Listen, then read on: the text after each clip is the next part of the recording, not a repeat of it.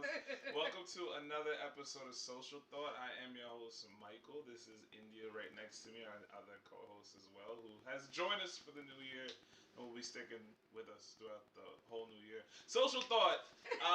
We're talking about bail reform, gentrification, royal trouble. There's a lot going on this week. We're going to be talking about future. What else? There's just so much happening this week. There's a lot happening this week. We'll be speaking about the controversy surrounding the new bail reform. We will take a in-depth look at gentrification, specifically with the Hudson Valley, New York. For those of you listening on Blog Talk Radio from all over the world wondering where the Hudson Valley is, it's in New York. And there has been some trouble within the royal family, and we are here to discuss what has been going on with that. I like those glasses. I like this. Thank you. I like your outfit. You need some fire today, you know? I'm just regular. We got a shoe cam. We be lit. Yeah, that's what I'm saying. All this and more. For more Social Thought, check us out on thesocialthought.com. That's www.thesocialthought.com. You can stream past episodes and new episodes because this goes live every Monday on Spotify, Apple Podcasts, iHeartRadio, and more. So you can get all those there as well, right?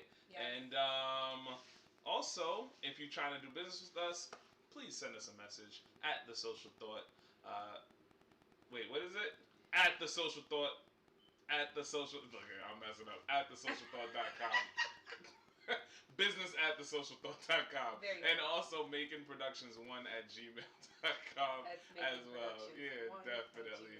So with that being said, before we get into our topics, because I got our co-host that's going to be here today, Mr. Lou's going to be in the house, John Carl, the prettiest legislator, and Hudson Valley is going to be in the house, DJ King Apollo is going to be in the house. We're going to play Naj. Yes. Rest in peace to the homie. Naj. This one is Homies Close. We'll be right back after this, y'all.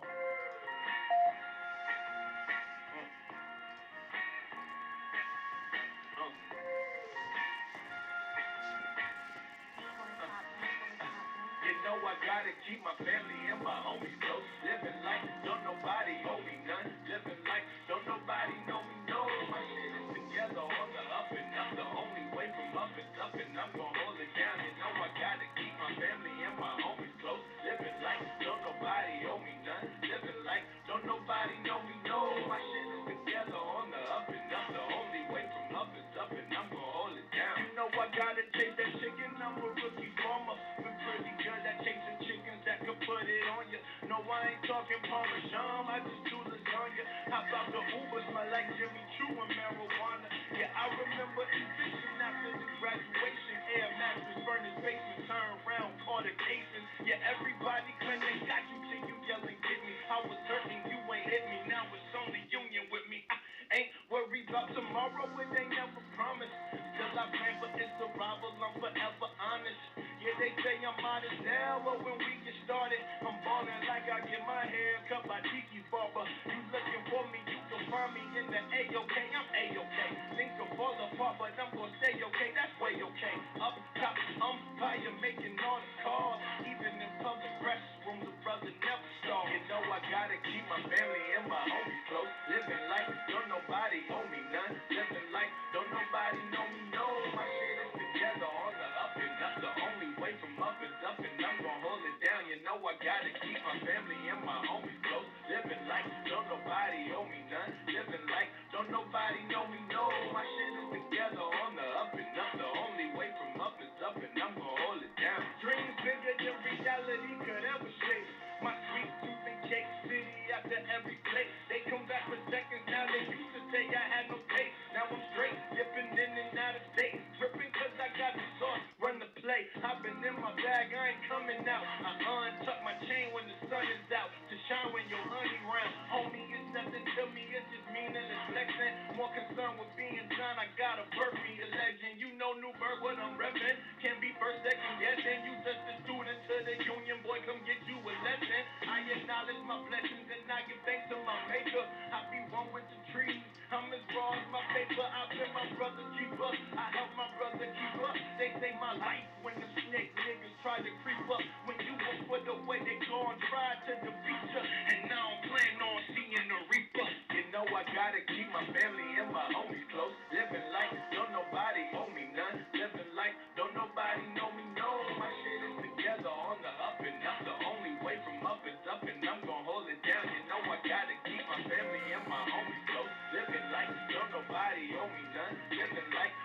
nobody know me, no. My shit is together on the up and up. The only way from up is up, and I'm gonna hold it down.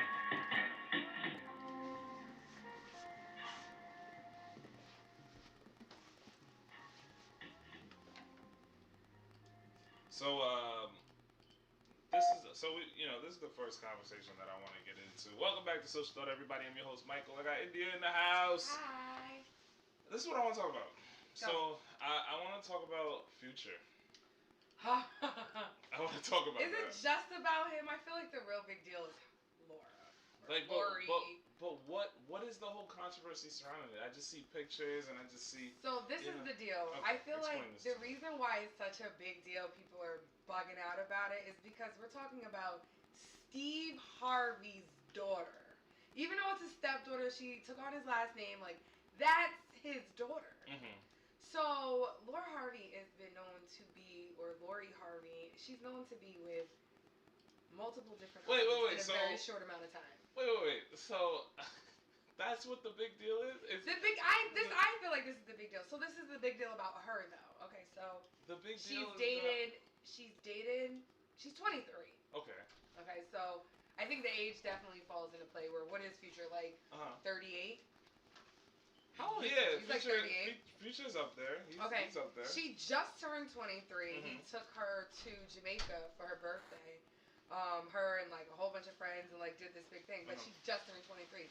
Now, within this time that I guess that she's blossomed out to be this grown woman now, she has been with Trey Songz. Okay. She has been with... Is that Trey Songz? That's not Trey Songz. Who's Trey Songz' baby mom? I don't know who his baby mother is. Okay. Nobody knows who Trey Songz' baby mom is? She's hopped in with Future. Oh! It's the guy. It's the guy. DJ King of I'm trying to make sure you see my shirt. Out of control. DJ King of Follows in the house. Hi. Everybody. India sent to the mix. We might have to scoot I know, I over was just a listening little to him over here. What you think? I thought it was good. I didn't get to listen to much because I don't live too far, but... It's okay. There we go.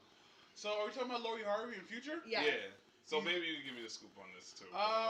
It don't matter what the scoop is. He's bugging. He don't do nothing for his kids, but yeah, he taking Lori Harvey out. Like, yes. you're wildin'. To Jamaica. Also, why'd she leave Diddy? You know. Okay, so this is what I was telling him, is that she's dated Trey Songz. She allegedly dated Diddy's son, his oldest son, Justin. Right. And then went to dating Diddy, which they said were lies, but they were caught on camera and pictures, you know, with the matching outfits. And then went back to Future. And she's done all of this. She's known as, you know, Steve Harvey's girl, so unfortunately, daughter. So people are gonna put like this halo on her, like she's just this sweet angel, or at least should know better. To at least if you're gonna be multiple Steve dating, Harvey be cussing in the background of his shows. I was just watching a video where he was cussing. We're talking about. Not all people know that. Okay. I mean, you're talking about the guy who wrote like, you know, what is it? Act like. This is the king of comedy. Act like a woman, think like a man. That's true, but now he's put on this whole facade to be a. He's a great father, for white folk. and like, you know, I mean, I don't think it's for white folk. I think he's actually a really great role model. For Family Feud is more for white folk. Now he can be like, I love Family. He can be like top 5 ex-boyfriends. Okay, yeah, like, but they did. TMZ caught him, or somebody caught him, and they're like, you know, what do you think about your daughter and Future? And he was like, what did he say? I don't know what you're talking about. He was like, I don't know what you're talking about. Come on. What they should have. Like, but he said it in a sense of, I don't know who you are. I don't care. Like, you can tell, like, he does not agree with this whole situation. What they I think she's 23, though. Like, she's mad young. She's rolling with these older gentlemen. I mean, how old is P. Diddy? 53. You allegedly dated his son, and then you dated him, and then you were back and forth with Future, and here you are, Future. You got 8 kids, 8 baby moms.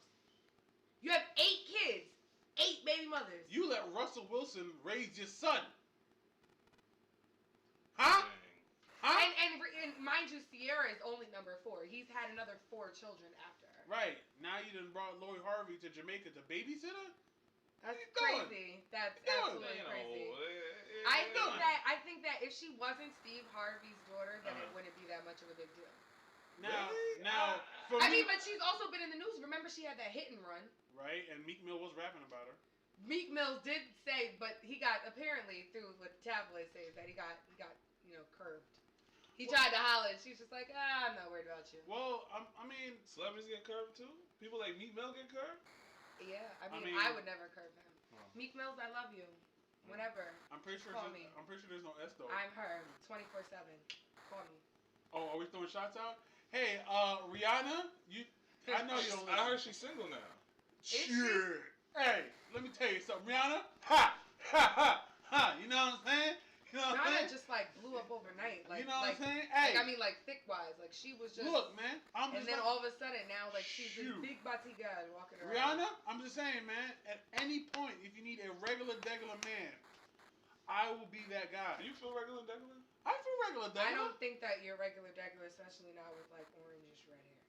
No, but think about it, man. All she dated is celebs, man. When was the last time it was like, oh, Rihanna got some no name? Like I've never seen Rihanna pull like a Mariah Carey where she was dating her backup dancer for like 2 weeks. Time could be coming. Usually she be, people like Rihanna and Eve be dating billionaires. Well, right. Well, look. Right. If we're not technically famous, but these mother lovers got money. Look, if we're shooting shots, I'm shooting one at Rihanna. I'm shooting one at goddamn Janet.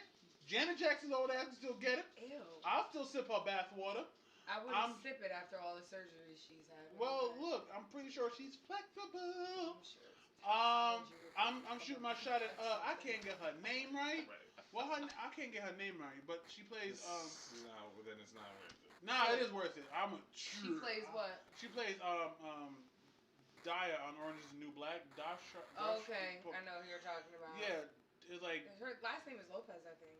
No, it's like Papa or something. I don't know. She's either way, she's thinking all the right places. Like she's thinking in a cold bowl of oatmeal, and I'm trying to get me a spoon. You know what I'm saying? From me. What is wrong with you? He stole that from me. Huh? What's wrong with By me? the way. Wait. Thicker than a cold bowl of oatmeal? You came up with that? Yes, I think that is. I know somebody said it to me, and I was like, "That's really, really thick." And I started spreading the love and telling everybody. Some people don't like it. There's two things that stick in this world: a cold bowl of oatmeal or a possum with the mumps. Swap possum with the mumps. You take that from me too. I steal everything from you. But that was off of ATL as well, so technically he didn't take it from me. Both of y'all are just on some other level. Alright, so real quick before we venture off, you ain't got a celebrity crush you want to holla at? Well, I mean, if Meek Mills is good. Can I get another one? Because I mean, Meek Mills isn't like the go-to. Again, I don't think is there not song? No, it's a Z. He's a writer. Go. Mills. Laura London. I'm sorry. Laura London. Oh my God. No. I don't think it's too soon. You can't I'm not even gonna say lie. it. Take it back. I've always. No, because I'm pretty sure like the whole of Compton. I was rocking. I had a celebrity crush on her since. Yeah, go ahead. Say something reckless. Go ahead. We're just gonna move on to the next. He said, I had a crush on her since her husband died. Since Atlanta.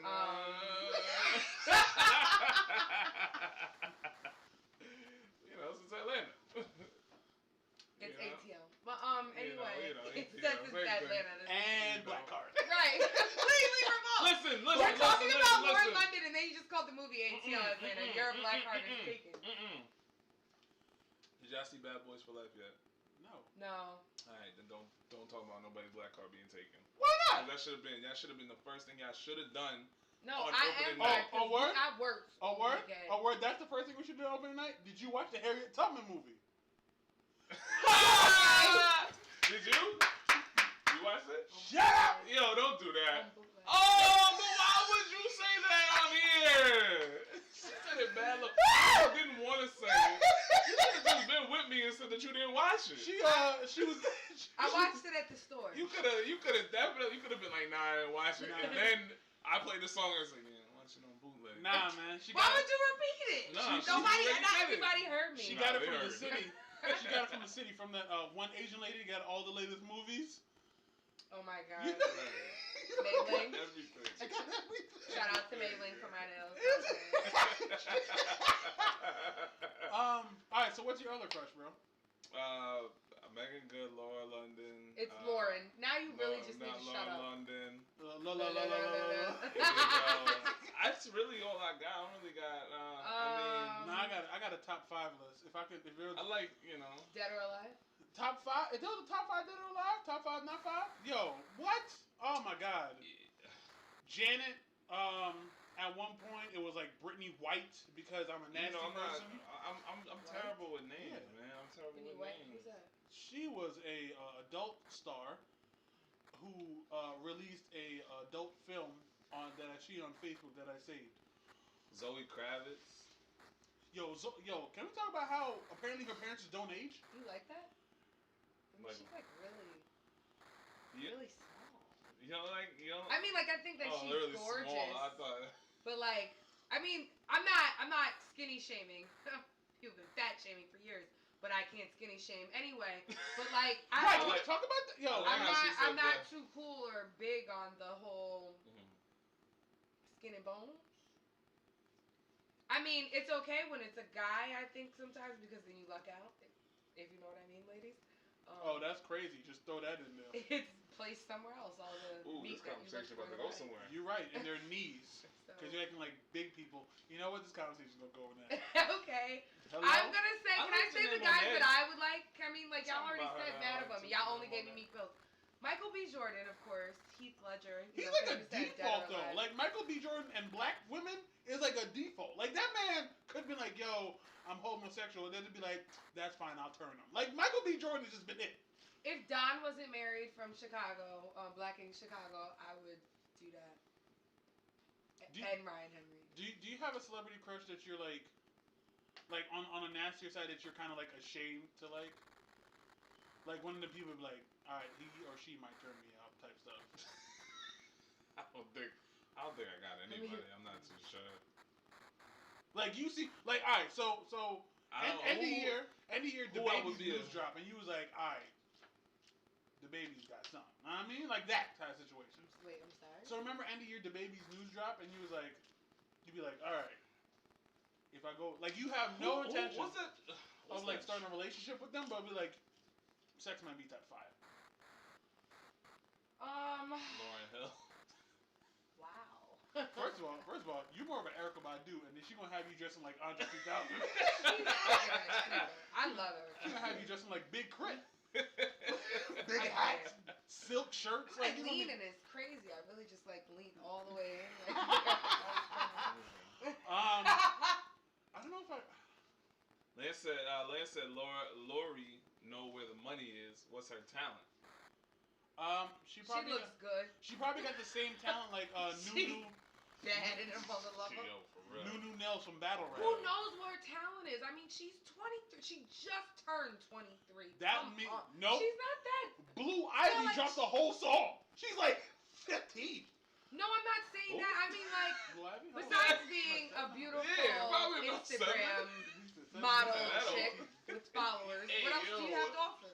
She's still learning that. I think she's still learning that. You know what? I'm just like saying. She's learning what she likes, but I mean, she just needs. So there's mad girls out there with an old iPhone 7 camera and a Nikon lens and think they models too. So it doesn't matter what your talent, what you bring to the table other than that poontang. Right. I mean, I don't know. I'm sure she's got her own money that's not hers, but that just came out of nowhere. That whole relationship just came out of nowhere. What? Future? Yeah. Well, no, they were dealing with each other before she started messing with Diddy. Really? Yeah. So let's go back. So wait. It's been back and forth probably since she was 21. In the past 2 years, she's dated like 7 or 8 publicly. That's crazy. What's in her future? Freaking stupid. Please hire me for clubs. I do bar mitzvahs. She got the same skill or the same talent as Jill Scott, but she can't sing though. I'm you sorry. Some Jill Scott. Hey, man, wow. That's another one. Wow. Hey, Jill Scott will. Hey, let me tell you something. Shoot, hey, Sheila, come find me. I'll stay in front row. I'll support everything. You want me to carry things? I'll carry things, man. Just because you and the mic was talking on something, I got a goddamn face on my shirt. Wow. Face on my shirt. You dead have Jill Scott on your face. I mean. Wow, you really do. Wow, dude, that was like that was that's a good little segue. I got Jill Scott and King Apollo's. It's my shirt. It's a personal shirt. I'm trying to get these in sold. But yeah, I got Jill. This is how much I love Jill Scott. Let me tell you something. I seen an artist rendition of this picture, and I claimed it as mine. Claim it, Lord. Thank you. He said, claim it, Lord.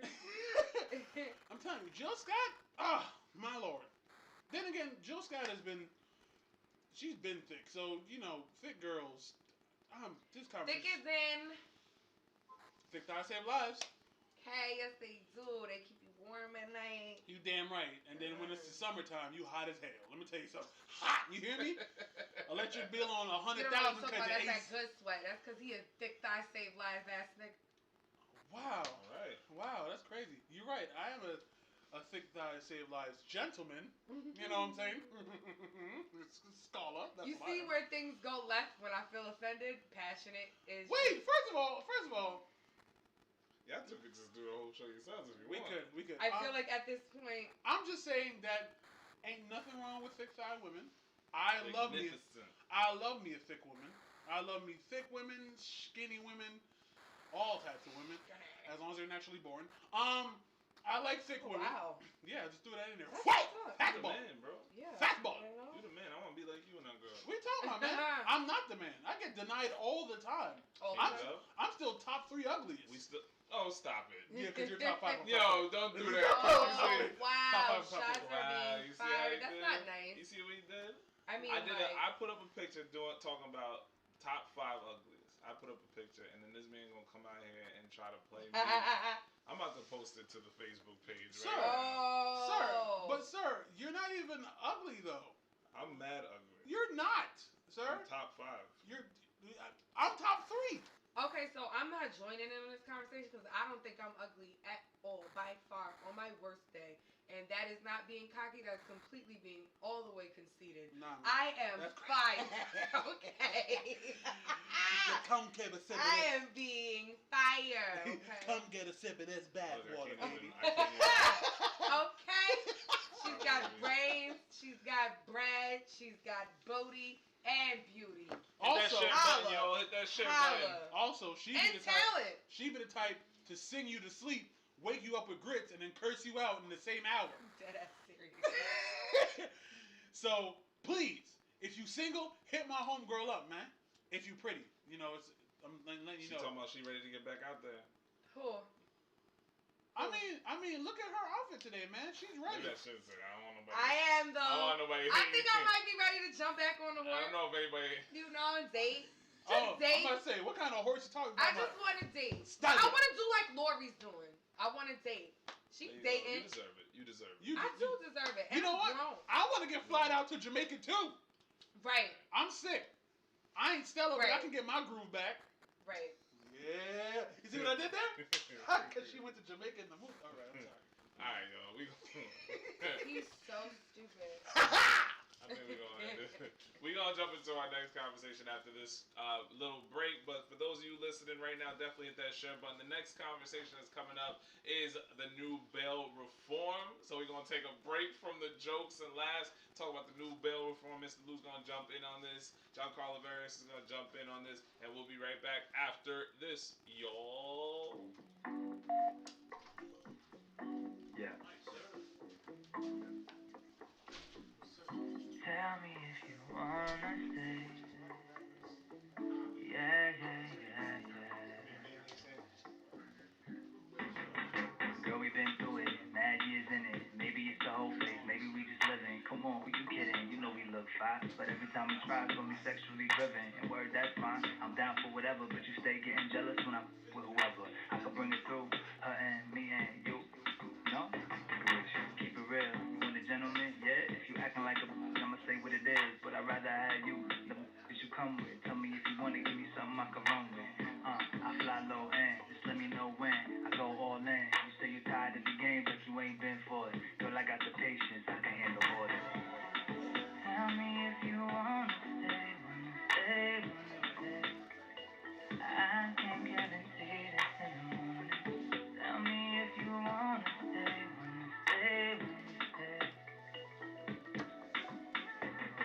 You know it's true. All I want is you, your energy, your vogue, your panties and no shirt on. Aight, girl, that's enough. What if I told you too much?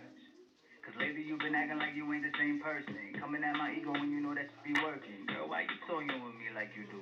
And then say you want it. Come on, stop running. How many times do you see it taking you? I know you feel it too. Cause even Even with my confidence, I need to hear it. If you wanna stay, tell me if you wanna stay, wanna stay, wanna stay. You won't guarantee this in the morning. Tell me if you wanna stay, wanna stay, wanna stay. Tell me if you wanna stay, wanna stay, wanna stay. I can't guarantee this in the morning. Tell me if you wanna stay, wanna stay, wanna stay. Tell me if you wanna stay.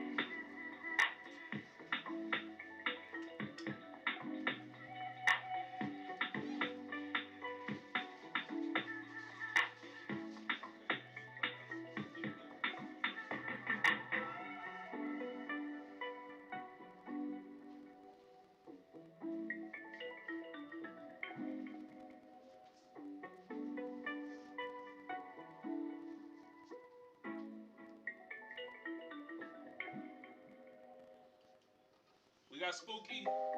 Spooky! I just wanna be with you, girl. I really like the thing you do, girl. Yeah.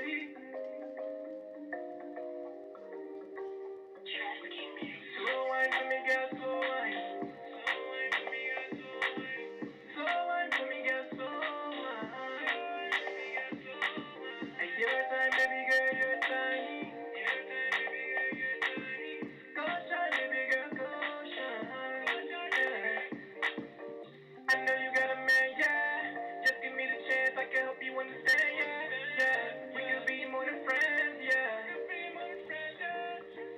I know you got a man, yeah. Just give me the chance, I can help you understand, yeah. Yeah, this was all part of my plan, yeah. And now you steady tweeting, saying that you leaving, cause you don't believe him. Your pressure that he's creeping, and that can mean the reason. Slide up in your DMs, I see your heart broken. Going through emotions, better watch what you posting. Typing on your feelings, now you got everybody up in your business. Send you a message, I see that you stressing, but girl, you a blessing. You a blessing.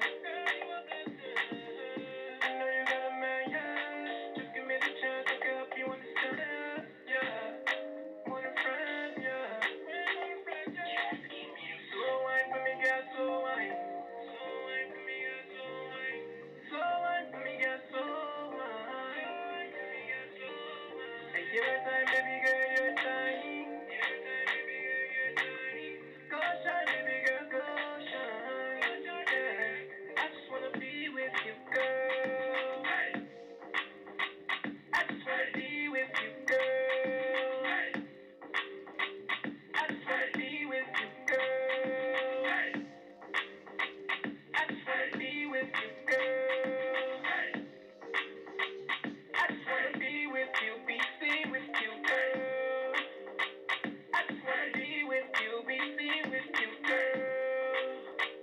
I just wanna slow wine for me, girl, slow wine. Slow wine for me, girl, slow wine. Slow wine for me, girl, slow wine. And your time, baby girl, your time. Your time, baby girl, your time. Go shine, baby girl, go shine. Yeah.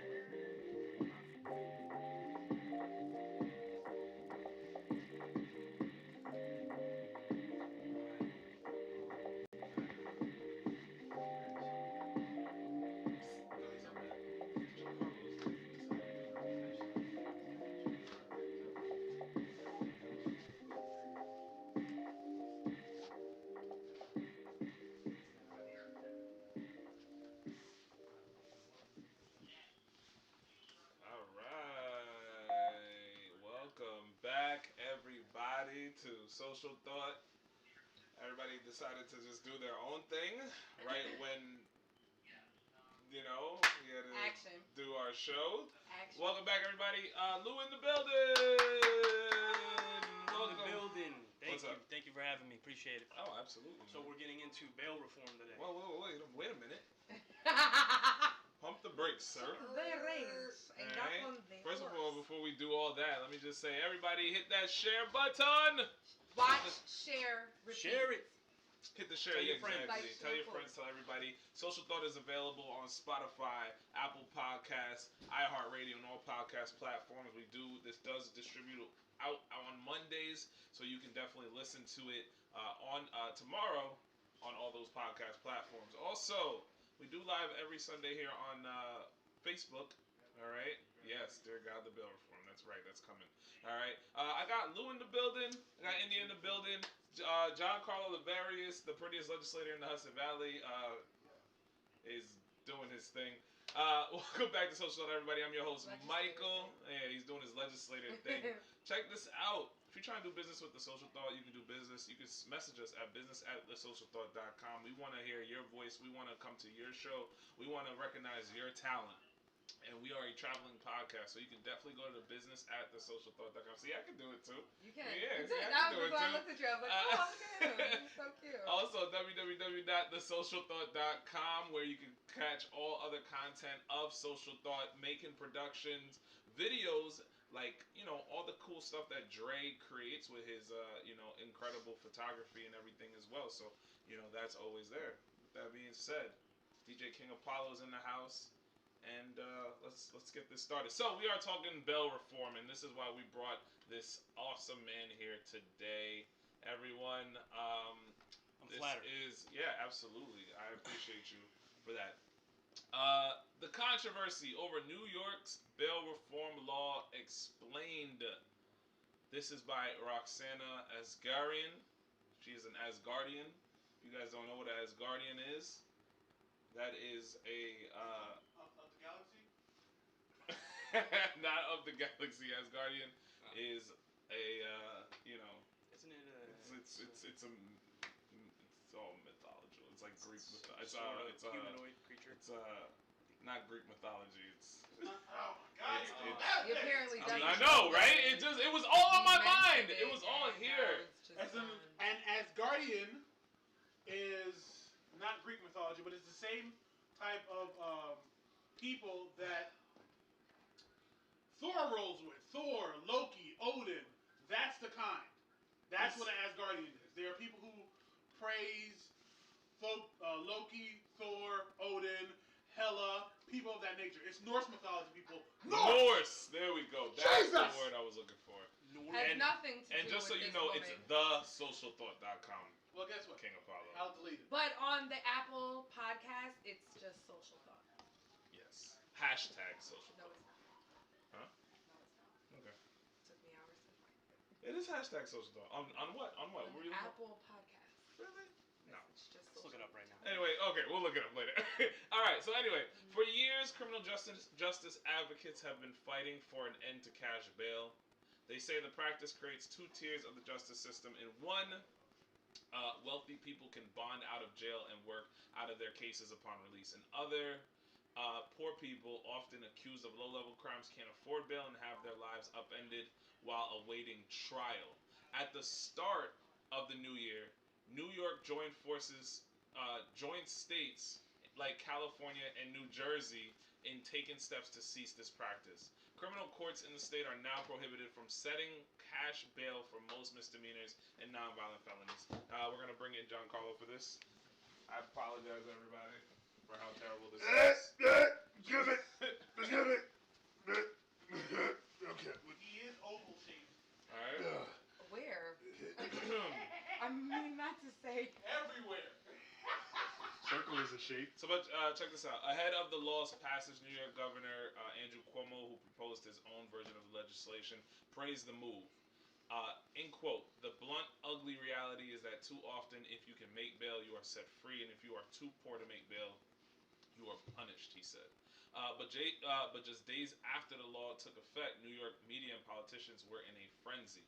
Over the holidays, New York City and surrounding areas had seen a spat of anti-Semitic attacks, and critics of the bail law called for hate crime exemption to it. Now, before I get a little deeper into this, all right, I'm going to have you guys kind of explain to the people, explain to me, what exactly is this bail reform? Who wants to start off? I'll start since I'm not on their level. Yeah, let's. But because I had to somebody had to break it down. So they're not getting off scot-free because I've heard so many people come up to me and be like, "Oh yeah, people stealing now, now that they're not going to jail." It's supposed to help the lower income community with being able to be out of jail while you're awaiting trial. So you're still gonna be tried for whatever crimes that you commit, but you are given basically the eligibility to be out. Am I wrong? Correct. So bail reform. So she is wrong. No. No, he's saying I'm correct. No, because he said, "Am I wrong?" I said, "Am I wrong?" Am I wrong? He said, "Yes." Correct. Oh no, Yes. no, she's not wrong. So bail reform was put in place, just like India said, to reprieve the lower income communities, because we see the disproportionate amount of time that poor people face in jail. There was news that came out a few months ago that there was a person whose bail was $3 or $1, and he had no idea, right? Because this information was withheld from him. There are times that are people that are in jail for nonviolent drug offenses, and their bail is $500, $1,000, $1,500, compared to the rich person who has the same case and is able just to pay off the $1,500 bail. Right. So it was supposed to take away all of that part of bail reform, and that's the part. So we were to pretty much equal out. It was supposed to balance the scales. It out. Okay. That was the first part of it, to balance the scales. The part of bail reform that I support is that you're looking to alternatives to incarceration. You're looking more for community programming. Okay. That part of bail reform, I support and I definitely stand by.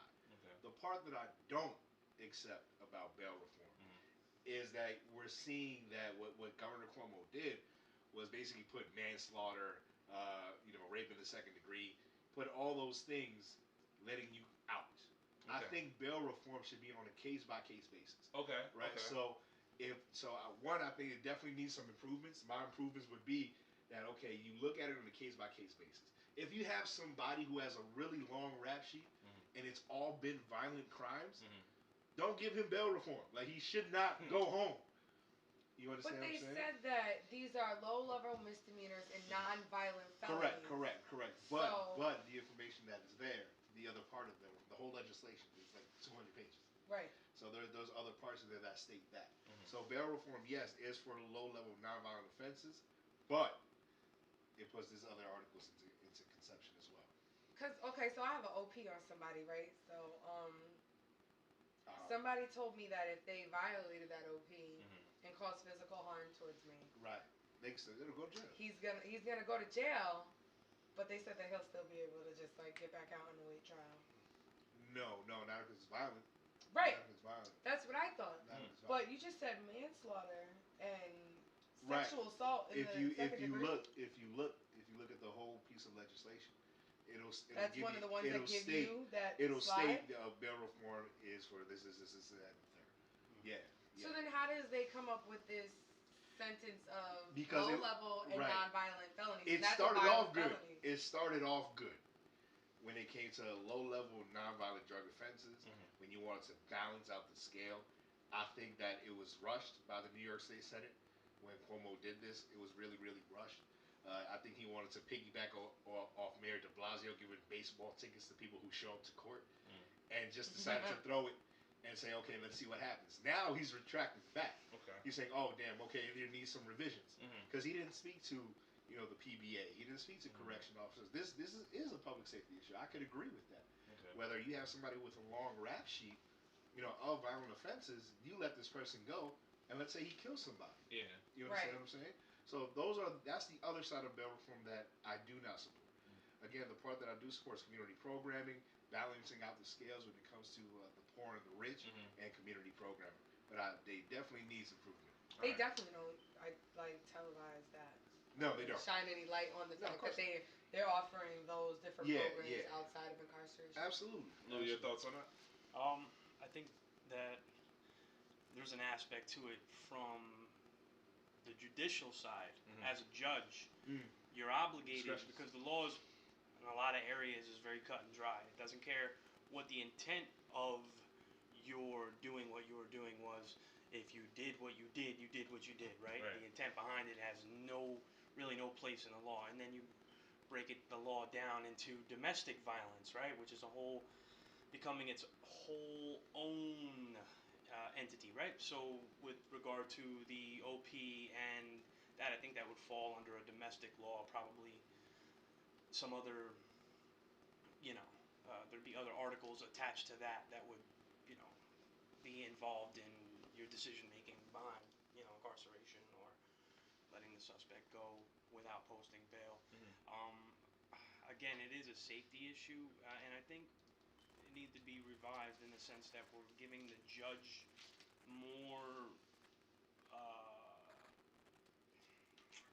of an option to weigh in on the variables than rather just the black and white. Yeah. So the judge. So pretty much what's written, they can pretty much say, okay, we can give this person the opportunity.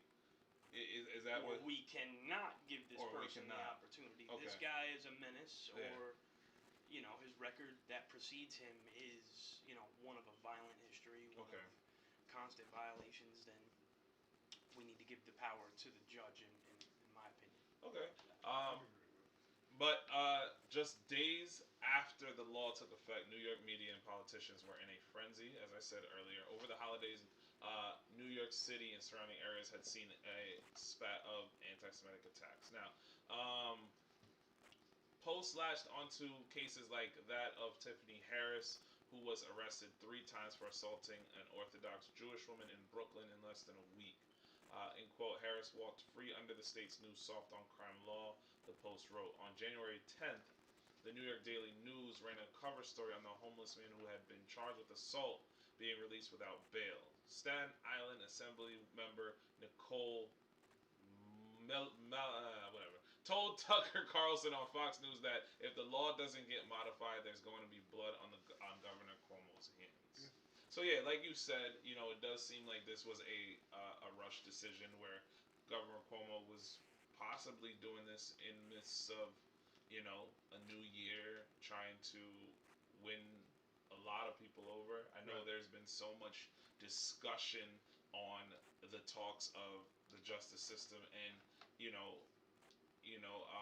the amount of time that individuals are getting on lesser crimes and higher crimes. Right. You know what I'm saying? Marijuana law reform laws and, the new First Act, or the First Step, the First Step law, which was signed, which is going to allow those with lesser offenses to be either released or to have their crimes lessened. So this goes along with what's happening in this new year with so many of these new soft-on-crime laws that are being passed. We're seeing that we want to... So you're stating that reforming this that's already been written is the best way to go about it. Yeah, you have to reform it. If you're... So, for example, let's say bail reform stays the way it is, right? Right. And let's say assault, right? Somebody assaults somebody, and he gets off on bail reform. Well, what I think should happen is that person should have a bracelet, GPS tracking, have that, and make sure that they're almost in a house arrest type of situation. Yeah, you can go home, but you can't leave your house, right? You can go to, if you have a job, go to work, right? Let us know. But then there's somebody, it's like pretty much being on parole. You're incarcerated. It's about being on house arrest. But you're free. You know what I'm saying? You can roam. How about this? You don't really have to do any reporting back, but you do have to wear the bracelet. You do have to wear the bracelet. I can agree with that. You are within a certain area, or Sure. GPS tracking. Let's say something went down. Something went down. down. You know what I'm saying, on this corner to that corner, and you happen to be on this and that corner. So I'm just understanding. So what I'm trying to understand is that someone commits a crime, and because they are, or their income is lesser than that of another person, we are saying that they are able to walk free until trial. Basically, aren't they closing down? What's it called? Rikers. Yeah. Yeah, it's already closed. They're closing. Yeah, it's a close down. And I mean, think about it. If you think about Rikers, first of all, as a visitor, it is one of the most uncomfortable jails to go to as a visitor. That's so imagine being locked up in Rikers. So majority of people that were in Rikers, they didn't go to other jails. They're out on the street. Right. But even that, even if you look at locally, Dutchess County Jail, there's a lot of people sitting in jail simply because they can't pay the bail. Yes. Yeah. You A lot understand of what good I'm saying? people. Yeah. So there's a lot of good folks, just sitting there because they're poor. You know what I'm saying? They can't afford. It's a poor man's crime sometimes. So then why? See, that's what I'm. Okay, so that's what I was trying to understand. So why isn't this up to one's discretion? Why is this just black I feel and like white? it shouldn't even It was be rushed, about right? it. It was It should be It was looked rushed. at. Yeah, Their It records was should rushed. be looked at. I don't think it was looked at. I think their records should be looked at. Absolutely. If you're Like, gonna go, if you're going to, if you're on trial, or you're being arraigned for attempted murder, you know what I'm saying? But your income is less than 30,000. You shouldn't just. You shouldn't just be able to say, you know what, this person is unable to afford this bail. Right. Until trial. We'll see when we see it. We'll see when that we see it. sucks No, because that's my cousin had to await trial, and the way that they threw his trial around, they threw it around for 8 years. Right. So I mean, the thing is he that didn't do it and got off. These are the variables that have to Yeah, be those are variables. And I common think sense. innocent until proven guilty. Right, but it's not like that. But, unfortunately, it's the other way around. But if you're already proven guilty several times, right? If or you have a a criminal history. but there's going to be those situations where you're going to run into that one-off where he didn't have a criminal history, and then guess what? He does something crazy. He loses it. Yeah. So it's damn if you do, damn if you So don't. I mean, it's a really like. It has to be on a case-by-case basis. I think one of the parts of bail reform when they spoke about letting the person and the lawyer go back to the scene of the crime, I don't think that's something that should be done. You know what I'm saying? Like if I kill, like for example, I'm like, I'm sorry. Let's say if I killed your mom, right, and it happened to be at your house. Okay. Right. If I'm on bail reform, I'm able to come out and go. I'm able to come out with my lawyer and go back to the scene of the crime. So if you shot and killed my mother in my bedroom, you could go to my house. I can come back to the scene with my lawyer and come back to the scene of the crime and say, okay, this is how it happened. You and your lawyer and what? I can make this thing. And that's the point of bail reform. And that's how you get someone else to catch another charge. See, they really needed to look more into this. Yeah, it was rushed. Bail reform, the law was rushed. Again, I agree with some parts. Because you got people who are boosters. It was rushed. Who I don't have any personal thing against boosters. I mean, what's wrong is wrong. But I have no problem with you. Anyway, continuously stealing, so then you just no bail, like you just keep. See, that's the thing. That's what I was trying to understand more about this bail reform law. It's if you have somebody, you have to look at it. You have to look at it on a case by case basis. You have to look at this person's criminal record. But again, you're gonna say, like you just said, you're gonna find that one off where this person has no criminal history in their background, no. Mental health issues, everything is perfect, and they just decided to. And let's be honest, and depending on the times, at the time of that incident, and what sort of racial tensions or whatever the media is trying to stir up, that incident could be played in a ploy to get the legislation to move in one direction or the other at whatever time that's happening. And the fact of the matter is, we need to use real life common sense in analyzing these cases. Let our judges do their due diligence and maybe have somebody from the people. So it's the people versus you, right? So we should have some sort of like there should be like some pre-assigned jury that's like on duty or something. Like you have like a certain, you get paid. Right. Like to be a jury, right? And you swap out, whether it's 3, 4 people, whatever it is, you swap, you take shifts, right? Right. So there's more jobs right there, right? And then these people weigh in with the judge on whether or not the suspect goes back home. Absolutely. I think that's another part of the importance of like having like a citizens review board. Exactly. In your areas and how important that is, because sometimes the police themselves, and it doesn't always come out to be a good thing. And it could be in the opposition of anyone. It's like the people could even review it. Like, absolutely. I mean, we're talking really advanced, but you could like put it out for the people. Like you do an Amber Alert. Hey, what's up? We have this going on right now. Check what do you this out. think? Right. What do you think? I agree. And the people are like, oh hell no. And that would be part of that would be part of the citizens review board. Absolutely. So quick question and comment. Sugar snaps. Yeah, I do it all the time. Dang, nabbit. I do it all the time. Age. Yeah, it is. I swear, 4 evidence of 3 Skittles. about 2 seconds away from popping off on both y'all. You won't say nothing about First of nobody all, age in between. Y'all I'm older than y'all you. old. I'm Y'all are old. I'm older Y'all than are you. old. I'm Y'all are getting old. there. So go sit down somewhere. I'm I'm older than sitting you. right here. Completely lost my train of thought messing with y'all. I really can't get it Here back. we What go. was I saying? What were you talking about? What did you say? I'm saying, well, if it's the people versus the suspect, right? You go to court and it's like, Oh, I got or it. the people versus. Boom. Right. You're the bomb. This is literally. So listen, right? So these are a question and a statement. So they say that down in Texas, they actually took this bail reform before they had it already in place. They said that it's done very, very well.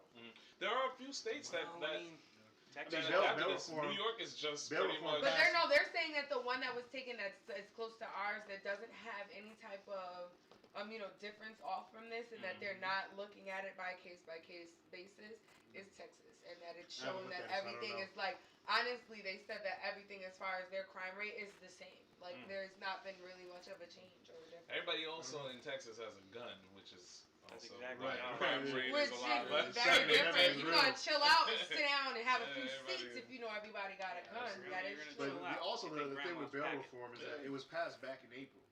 So, people who are pissed off about it now, you should have been pissed off about it when it was being passed back in April. But again, it's about, needing to say politics, rushing it all. Rushing it all. And I think that the bail reform needs to be reformed. There's some parts of it that needs some definite revisions. Yeah. Do you guys feel like, because obviously it got passed in April, but it's been in place just now, right? Like just recently. Right. So do you feel like I said, in comparison to Texas, outside of the fact that guns are legal, do you feel like New York State in general is just like completely different from Texas, where we would definitely see a spike in the crime? It's a lot easier to get a gun in Texas than it is. Well, I mean, not just a gun, because I mean, on top of the gun, having a gun, is that not a violent offense to have like possession of a weapon, of a deadly weapon? No, you're Second No, Amendment. Second I Amendment mean, in states New York that State, you can't carry a firearm unlicensed. Yeah. So that's a felony. Yeah, you got to. Okay, but is that a violent Unlawful felony? possession of a weapon. No, unless It's you not? use it. What category is that? Carrying a firearm? Yeah. Illegal. New York State. It's a felony, yeah. If It's it's a felony, Yeah, yes, it's it's a unlicensed. felony. If it's But unlicensed. if you're getting pulled over and you're going to jail for a gun, it's obviously unlicensed, unregistered. Yeah. This is illegal. Right. Right. Is it a violent Oh, does it go felony? under violence? Like, No. what's the no. category? Is it 1, Possession. 2, 3? It's just possession. Possession. But it's still a felony. Possession of Yeah. a firearm. Possession of a So- firearm. So somebody can get arrested for having a gun. Correct. One in the head. I mean, if it's a if it's a handgun, yeah. If it's a long gun, they should have it in the trunk. But you can carry a long gun. You can carry a long gun in New York State. Shotgun, without rifle. It should be yours. It should be legally owned by you. We're talking about if it's not, because If obviously it's not owned by you, anything is you're gonna get possession registered of and stolen property. licensed, and it is to you. You're You're fine. fine. So we're not talking about that, because we're talking about motherfuckers that's going to jail. Yeah, but it won't be for Carrying violence. an unlicensed weapon. It's not for violence, though. It is. I thought it was. Yeah. You're talking about this. I mean, and if you're a compared to that, felon, and you this can't is have hard. possession of any firearm. Right. Correct. So if you just have a gun that's unregistered, it's not a violent crime. Okay, I just wanted to know, and then there goes. So ergo, boom. I have a gun. This is. Oh. I'm not saying I have a gun. I'm saying India has a gun. Yeah, you're getting out. I have a gun, and I'm getting out of jail. You're getting out. Yeah. If I have a gun, I have no intent whatsoever to be friendly with it. Right. Well, I mean, if It's they a catch you vibe. with the gun, they take the gun away from you. You don't walk out with the gun. I know I don't walk out with the gun, but I'm saying that shit. I mean violence. You could be walking around protecting yourself. Sure. True, And but you that's could- because you I'm could- gonna kill somebody if they mess with me. Exactly. Which is there's law that says you can do that. With my own licensed gun, Self-defense. You can do it with an unlicensed gun and get away with it. if it's mine though. If it's yours, you could do it and get away In with self-defense, it. Yes. I thought it had to be the other person's gun. No. How would Somebody you get- told me how it would had you to get be the other possession? person's gun. What are you gonna Bruce Lee it out of their hands? Yeah, no, I have a good friend of mine that Bruce Lee'd it out of somebody's hand, and Yeah, just but I mean, recently, and killed a man. the law doesn't want you to have to do that. If you need to defend yourself, you got a firearm on you, then you can lawfully shoot them. defend yourself with. As long as they're shooting at you. So in the latest bill, here we go. Yeah, step out real quick. He has to use the potty. Yeah. In the latest bill, signed into law last year and enacted on January 1st, judges still can't consider the potential dangerousness of a defendant. While 90% of the arrests statewide are now subject to release without bail, violent felonies, sex-related charges, and some domestic violence charges are still subject to cash bail. So, in quote, these reforms are a very incremental change. New York State did not get rid of cash bail. It's still applicable to almost all violent offenses, by Cumberbatch said. And for someone with means, almost nothing has changed. So, little percentages here. Across America, pretrial detention increased 433% from 1970 to 2015. Man, what's that? What's that Netflix series? What was that Netflix series that? Oh man. When they see us. No, the one that pretty much. I'm gonna come back to it. According to a 2019 Vera Institute of Justice report, about 2/3 of people currently in jail have not been convicted of a crime. 2017 City University of New York report found New York City arrestees who were detained before their trial spent an average of 13 to 17 days behind bars, but some stay much longer. Mm-hmm. Like Khalid Browder, whose tragic story was an inspiration for the law because he couldn't make bail. Browder spent 3 years at Rikers Island without even being convicted of a crime. 2 of those in solitary confinement. 2 years after he was released, he died by suicide. That's the documentary he was about to talk about on Netflix? No, it was the other one. It's Aaron Hernandez. Which one is it? Is it the 13th Amendment? Is that what it's called? Yeah, the 13th. The 13th. Yes, that's what it calls on. Which pretty much talked about the justice system and stop touching my clock, man. It was wrong. Stop walking off. It's daylight savings. Why don't you have any batteries in that? That's a really nice clock. It does. There is batteries in it. It's just for some weird reason it just doesn't go. Yeah, it does. Maybe it just broken. doesn't tell time. Like it'll just stop. I'm sorry. But anyway, it just stops. It just stops. It like stops ticking. I don't know. It's at weird. a certain point. You gotta go to the clock doctor. Yeah, it's weird. All right. So with that being said, final thoughts, everybody. Definitely, bail reform needs to be revised. I do agree that bail reform does balance out the scales when it comes between the rich and the poor, but it certainly needs revisions. I definitely agree it does need revisions. I mean, like, I understand the case-by-case basis, but being, like, not on the other side of the law, but, like, being a family member and a loved one of someone who has been incarcerated, whether they are guilty or innocent, like, I think that everyone should be given that right to be able to put their affairs in order. Because once you do go up top, like, you up top. You know, there's nothing that you really can do to help your family, especially if you are the breadwinner or the provider or somebody that you know is just very important to your family. And it sucks because, you know, it doesn't matter what you do. If you have people out there that love you and loved ones, obviously your relationship with them is going to be completely different from the relationship of whomever you caused or did harm towards or to or whatever crime you committed. So, in a sense, it does need to be revised, but then at the same time, like, maybe, like, you know, those that we don't agree with, once they do, like, we'll look at it, like, you know, what's your history, what it is that you did, and, like, if they be like, listen, we'll give you, like, 3 days, and, you know, you gotta ship up, shape out, you know? And Luke? It needs to be revisited, obviously. There was a topic that we didn't really touch on in regard to it, though, with the Semitism, right? Yeah. In regard to all that. So I think it's a shame that it takes that to make us say, let's revisit this completely maniacal law that we have in place that's endangering the community. I mean, because let's face it, it's more than just rabbi getting their ass kicked, right? Right.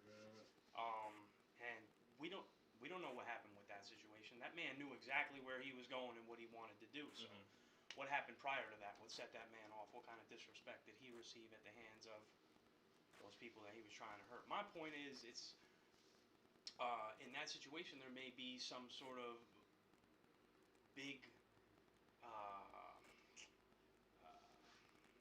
for-profit motivation there.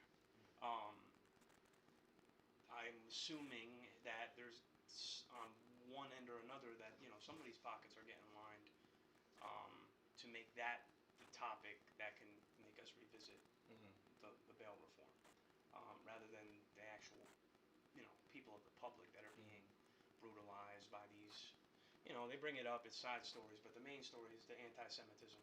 I would say, but the courts, that's how the courts make their money with bail, with cash bail and everything, and of course, fines, surcharges. So it's like if they're $3, not, your surcharge is $347. What? and I do have to end this topic in like another minute, but if we're allowing people to not have to pay these these bails or whatever, isn't the state losing money? No, I mean there's other ways to make money. I mean, where they come from, parking tickets, things of that nature, traffic violations. There's always ways to make money. We're gonna end up paying for it one way or The another. DMV is probably where they're making all their money. Yeah. All right. Wait a minute. That's all the way right, because in October Rich just said we officially have to have. I'm sorry. Rich Vital. What you mean? I'm right here. Hi. They're October, isn't it? October of this year. You need to get an enhanced license. Right, to travel domestically. Yeah. Is it just Mexico, or is it other regions as well? Period. Right? You want to go to international is something different, but international. We gotta end this topic. I'm sorry. Such a What's shame. our next topic? Oh, we have a few. We got We got Bye. 2 more What is love? All right. Baby, don't hurt me. Don't hurt me no more. What it? Are you done? You could have just played the music over him. I was trying to. Look at him. You just don't know what he want to listen to. Should actually play that song. Which one? The original. What is love? We're gonna play some Marvin Gaye. Ooh, that's Graves nice. with Never Lie. Marvin Graves. No Marvin Gaye. Marvin Marvin. Graves, man. What you mean no Marvin Gaye? No Marvin. We don't got the copyright. After this, y'all.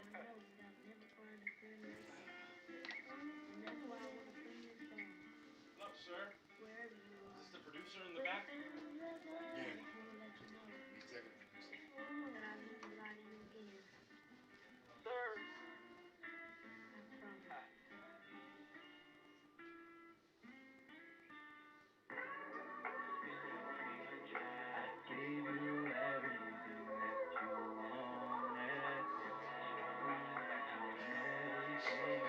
Hey, now you cooking up? I gave you everything that you wanted, and everything you did was dishonest. Yeah. What it's looking like? What it's looking like? Don't get hooked tonight. Yeah, got that trip tonight. Yeah, something's up with me. You be lit tonight. We popping bottles like we wanna chip tonight. Yeah, you say in my body, so I'm feeling right. Yeah, if I go on super, so I know they tight. Yeah, when they on it, cooking up at late night. Yeah, cook up, let's go. We on, you know we are. Hit one time, she saw. She knows she fell in love. In time I learned to love, but now I love these drugs. I ain't with the chatting, I'm a gym distraction. You wasn't with me in the gym, I'm preaching what I practice. When I walk up in the room, them bitches get to clapping. I ain't cocky, I'm just saying I'm the main attraction. So I was taking for a bitch, that's the main distraction. Yeah, they say he ain't rapping, y'all heard he capping. But if a rapper say my name, then he ain't everything that you wanted. And everything you did was dishonest. Yeah. What it's looking like? What it's looking like? Don't get hooked tonight. Yeah, got that trip tonight. Yeah, something's up with me. You be lit tonight. Yeah, we popping bottles like we wanna chip tonight. Yeah, you say in my body, so I'm feeling right. Yeah, if I go on super, so I know they tight. Yeah, when they on it, cooking up at late night. Yeah, in the graveyard, pick up your phone. Why you tell me that you want me, then gon' leave me all alone? I got women out just giving time, so dog a bone. I have hands on faces like this shit was Home Alone. Yeah, they saying rapping, yeah, I heard it's capping. If a rapper say my name, then he in the captain. I can fall to anybody, you could get tragic. Falling like LA, I feel like nothing. Yeah. What it's looking like, what it's looking like. Don't get hooked tonight, yeah. Got that kryptonite. Yeah, something's up with me, you will look tonight. We popping bottles like we wanted to tonight. You cooking up? You see in my body, so I'm feeling right, yeah. If I go on stupid, so I know they tight, yeah. When they on they cooking over late night, yeah. Oh yeah. Yeah. Yo, I'm just gonna get the conversation started real quick, and then let these guys hold it down here. With the next topic right now is gonna be about gentrification. Okay. Just want to let you guys know there's a lot going on in the Hudson Valley. A lot of changes that has definitely happened in the Hudson Valley over the last. Nope, I'm doing this. Yeah. Get out, get out. Nope, I'm starting the conversation. Get out. I just found Nope, I just found the article for you. I don't care about no article. Get out. I can read. Wait, let me get in before you. I'm ambidextrous. Let me get in before you. Alright. That means I can read, right? Huh? Nah. No? He's gonna hold it down. Okay. I don't know what happened to it. But anyway, welcome back everybody. This is Michael, and I'm giving up my spot. All right, thank you. Moving on. We sliding in. And India's doing the hymnal. All right, what's going on, y'all? Hold my mule. Yo. 40 acres? He's talking to. It's a I don't mule. I don't know, but Yeah. what's going on, y'all? This is your boy King Apollo. Woo! I don't know if you can see it in the comments, but I just put my Mixcloud on there if you want to hear any of my DJ mixes, but we'll worry about that promotion later. Okay, so if you're not in the Hudson Valley or around the Hudson Valley or in this area, you'll know that a lot of changes are happening. Period. In small talk, the white man's coming to change it all. It's like Barbershop 3 Right, in our neighborhood. Right. Yes.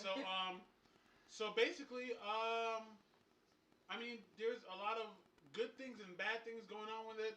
I have my panel here, and we're going to talk about it. We tried to do a whole article, but that failed. So we're just going to go off the top, go off the dome, starting with our lovely politician, Giancarlo. How do you feel about gentrification, sir?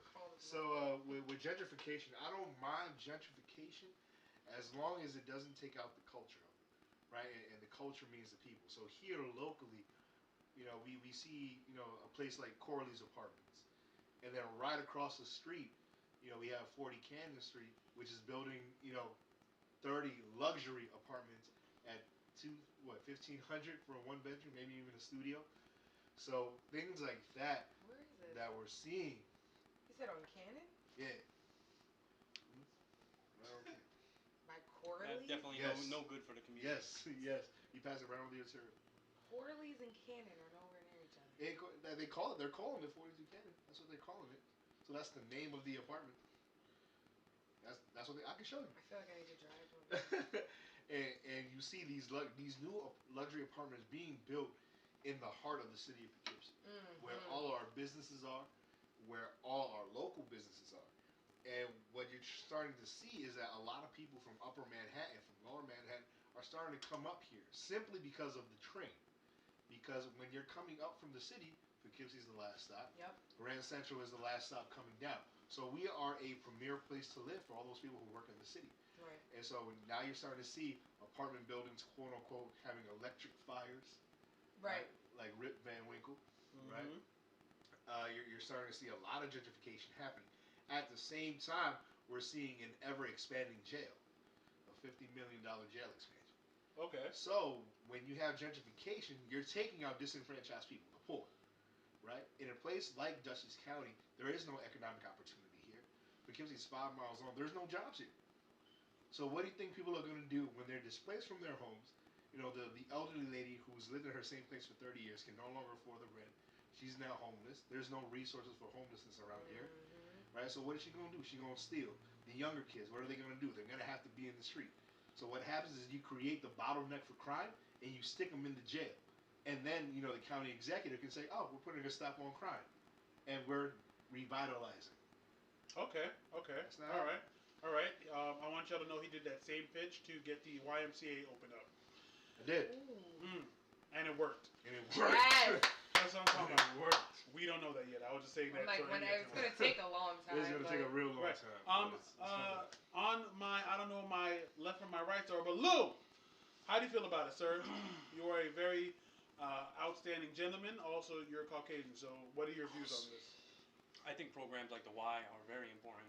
Okay. That's an awesome endeavor to even try and accomplish for the community. Get that. The children need that. It's awesome. Gentrification, on the other hand, I mean, it's been going on for some time, right? Many different generations have experienced the term gentrification. I like the fact that, you know, with my city, Newburgh, they're taking a lot of those dilapidated buildings and restoring them. So a lot of vacant properties or abandoned properties, damaged properties, you know, they're rebuilding that, and that's, you know, giving people with the Habitat for Humanity stepping in and putting lesser fortunate families in these beautiful homes. Then I think you sort of change the function of the gentrification, right? Or is that restoration?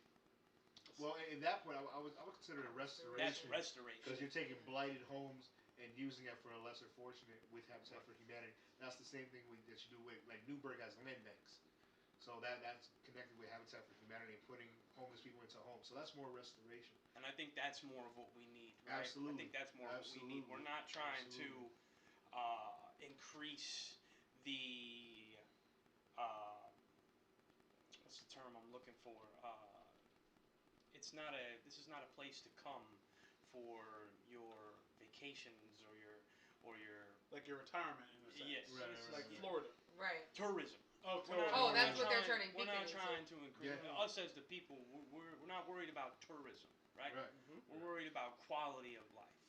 So for the people in this. That's Absolutely. you know, I like the way the Habitat for Humanity is moving along with that. I think gentrification is horrible for the community. Because, like you said, it displaces a lot of families, it displaces a lot of people, and then it raises the cost of living with no resources for people to attain, you know, that ability to pay that cost. Okay. And like you said, no resources for the homeless either. It's right, there are no resources, especially now that homelessness is starting to become, for a lot of us, younger and younger. We're starting to see more and more kids displaced because of the foster care system. Yep. And we're seeing that and especially for kids in mental health, you know, there are no mental health beds in this county. None at all. So you have to either go to DCJ and jail where they're not properly trained to handle your condition, where they just give you a cocktail and you go to sleep, or you're out here roaming the streets causing the crimes, waiting to get snatched up. Okay, hold that thought. India, you are our female voice of reason, and just a voice of reason in general. How do you feel about this? Because I've seen you agreeing with Giancarlo when it comes to certain things. Certain things I agree with, and then some that I don't. Like, okay, Queen City loft apartments. I feel like those are drop dead gorgeous apartments. I love the program that's behind it. If you are an artist in any sort of type of way, in any type of artistry, drawing, architecture, music, modeling, singing, a designer, a DJ, their apartments are absolutely beautiful, well secured. They're building so many other things inside of there that you'll also be able to, like, not only have access to, but it's like an amenity as part of living there. Okay. But for us, instead of it being $14, $15, it's like $700-$800 affordable. Right. Well, they have a program that meets for those. It's not just a giveaway to anybody, but it's like, I'm going to give you this because you do this. Like, you know what I mean? It's kind of like when you're in jail and you go for your appeal and they let you out on parole hearing or whatever. You know, when you go to the parole board, you bring up certain situations, you admit to your crimes, whatever, you tell them what it is that you're striving for, and they say, okay, I'm going to give you parole, I'm going to let you out. You know what I mean? So it's kind of like they're giving you something as long as you can show and prove that you're doing something that's going to, like, brighten up the community and do better around here. You know, not just like the normal everyday thing. Not to say that doing the everyday 9 to 5, going to work and, you know, working your behind off is anything less than. It's just something that they're giving you to brighten up the culture within the town. Now, other places that I don't agree with, I do Uber sometimes, and I pick up these people, and on the other side of our overpass, if you notice, on the other side of the overpass, there are these big, huge, gorgeous luxury apartments that in this current situation, I definitely can't afford. Can you? Okay. And they are so like expensive, and it's like that's who it's for. You know what I mean? Like the type of people that I pick up from there, they don't look like me, they don't act like me, they don't talk like me, they don't walk like me.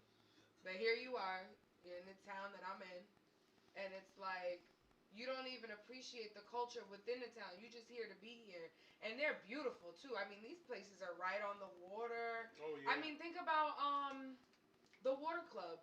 Oh, the Water Club that's across from the Shadows. Mm-hmm. Gorgeous. Now check it. I went home. Now I'm originally from Syracuse, New York.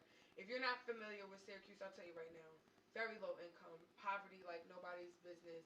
I mean, we're talking when I left there in 2010, my mom was paying $750 for a whole house on the south side. Ooh. Now that was a hood, that was in the hood, but we paying $750 for a whole house.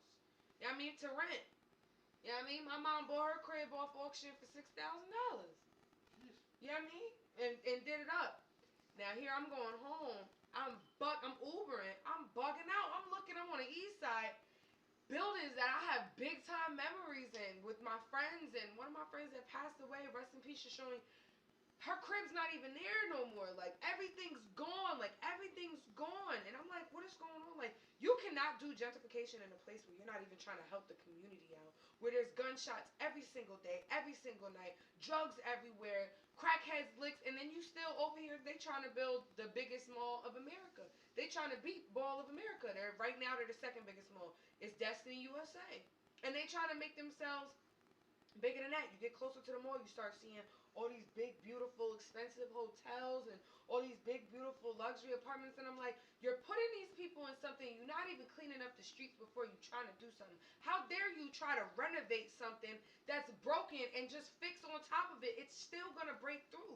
You need to do something for the community, something for the culture within the actual town, like the fluid now. We're getting a little better down here, but it could definitely be way better than what it is, because I'm tired of seeing these crackheads outside of the Water Club, down there past that overpath. And if I was paying that big money, I'd be daggone if I'm paying all that money and I'm finna see what I'm seeing. All right. So don't worry about the crackhead. Try the steak.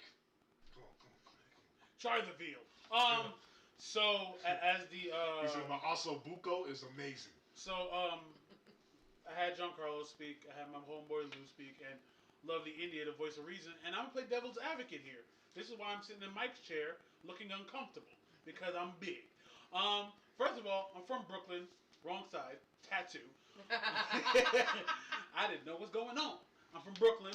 Trying to live in Brooklyn is like dumb expensive now. Like I remember when I was there, it was like it ain't the bee's knees, it's Brooklyn. Like so when you go back to it and like you find out that half the property's bought up, and to get like a hole in the wall where your shoulders gonna connect every time you turn, it's like 2 G's. Like that thing. Right. You look at Williamsburg, you look even Bed-Stuy. Right. Like every time I see somebody from Brooklyn, they're like, "Oh, Brooklyn ain't the same." So that's beside the point. I'm gonna play devil's advocate and saying this: if black people thought like where they didn't want to have the crabs in a basket mentality, we wouldn't have to worry about gentrification.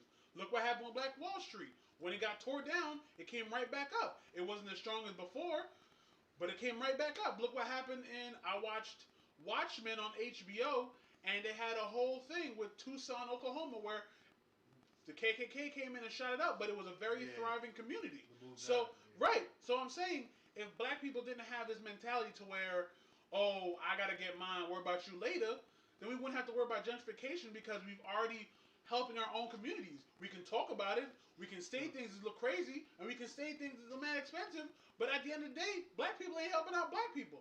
Asians hire Asians. Hispanic people hire Hispanic people. Black people are the only ones to be like, yo, I don't trust him, I don't think I should hire him. Because they always have that mentality. So therefore, gentrification-wise, it's going to happen. Because why? I hate to sound like that guy, but like, white people or Caucasians have known to steal. Like, from rip. Like, when we talk about Christopher Columbus and him finding America, when we talk about Elvis Presley and him, like, stealing music from, Muddy Waters. Yes, Muddy Waters, Chuck Berry. Chuck Berry was not even known as a rock and roll guy until after he died. They were like, oh, well, no, Chuck Berry's like the father of rock and roll. When he was like ripping stages with electric guitars for years. What's his name? Sally, no. Big Mama May, I think her name is. Who Elvis stole a whole You Ain't Nothing But a Hound Dog? That song? He stole a whole song from her. So, like, white people have known to steal and, in their terms, make things better because that's what they're known to do. If black people had that same mentality as white folks, then we wouldn't have to worry about this because we're already making things better for ourselves. We know how bad it is for crackheads. Thank you, Big Mama Thornton. We know how bad it is for crackheads. We know how, like, we got to look at everyday life, and we have to fight things that have been going on. Like, I remember when Poughkeepsie, like, Kennedy's, before they became this whole superstore, like Crown's Chicken, all that other fun stuff, bro, they had Kennedy's on the bottom, and then they had the shop at the top with the That store? Yeah, that store. Like where you can get Lucy's and 75-cent They chips. still sold 50-cent juices and quarter waters in there. Right. That's the whole fact. Right. I haven't seen a quarter water in years. Well, if you get one now, the sugar. Not a quarter no more. Nah, the sugar's like non-existent. Ain't no sugar in it. It's disgusting. It's basically colored water. Yeah. But I'm saying, like, if black people had this idea to help out other black folks, then we wouldn't have to worry about gentrification. We wouldn't have to worry about other races moving in on our territory because we already got ours locked. If you were in a relationship, I'm sorry to cut you guys off, but if you're in a relationship, because I see you guys both say something. If you're in a relationship and you trust your significant other, you already feel like you have that locked. Now that might be a bad analogy because people ain't stuff, women, man, it doesn't matter, but you already got a strong base. You know, I gotta edit myself. I like that. Yeah, no, sitting in Mike's chair. So you already got a strong base. So that way, you're already helping yourself out to better yourself.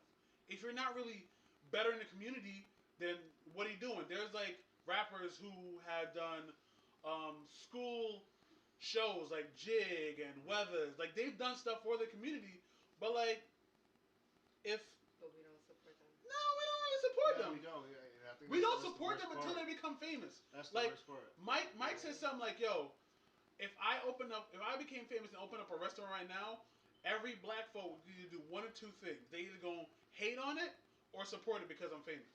Right. So, I mean, I can say that there are a few. Oh wait, go ahead. You was going. Yeah, I think when it comes to black people and gentrification, what we have to start doing is really investing in entrepreneurship in the buying of properties, not necessarily the building, but the property itself. Because banks have a certain relationship with real estate that is profitable.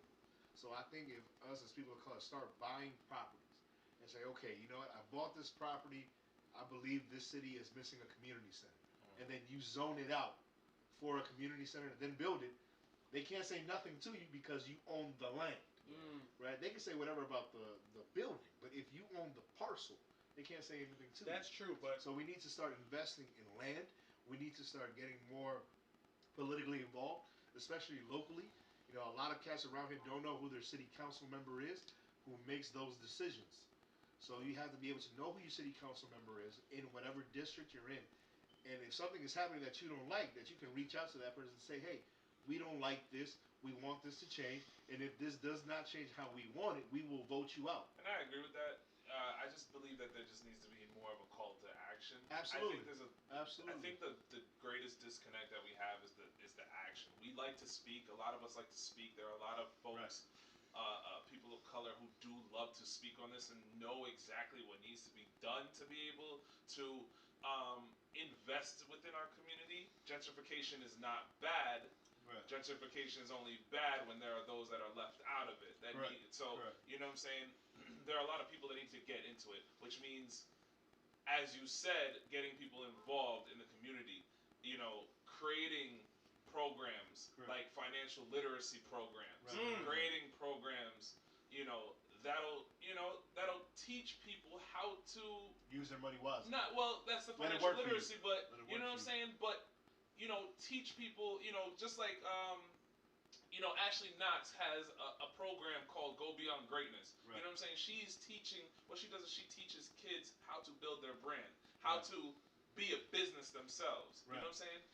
There aren't a lot of people out here that are I mean, also let's not forget that I said white people, very ignorant like, but let's not forget that there's also a couple of African Americans who are also getting their pockets lined from gentrification. They just don't want to show it. Right. Yeah. You know what I mean? I mean, really, you made a comment earlier where you said something to the nature of not black people not caring about their fellow person or something like that. I think that transcends into all cultures at this point. It's gotten to a point where people like the family dynamic. Where's that at?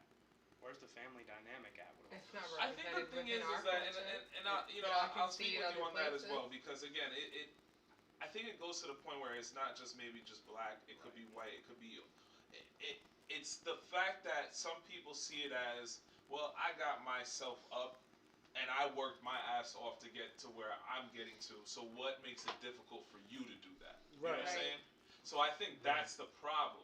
I think a lot of people... That's the crab in the basket mentality. Yeah, it's the crab in the bucket mentality, but at the same time, the crab in the bucket mentality is, yo, how come you won't come out here and help me out? You're rich now, you made it, so why can't you, throw me a bone? Right. You know what I'm saying? Right. So it's a double-edged sword. Absolutely. You know? I think there's a lot of people that we know, that we have connections to, that, when we say, okay, you know what, you made it this far, can you teach me? I'm not asking you to put me on. I'm asking you to teach me. Yeah. Some of them won't even do that. That's the one thing that I was gonna comment on, because I know that's one thing. But within our community, where we are located, where we are coming from, out of all the black-owned businesses in this community, I feel like the one that is really trying to be on the level of what we are discussing as far as gentrification within our own culture, Pure. Pure is trying to do it. Ty is doing some amazing things. Ty is trying to do it. He's getting it done.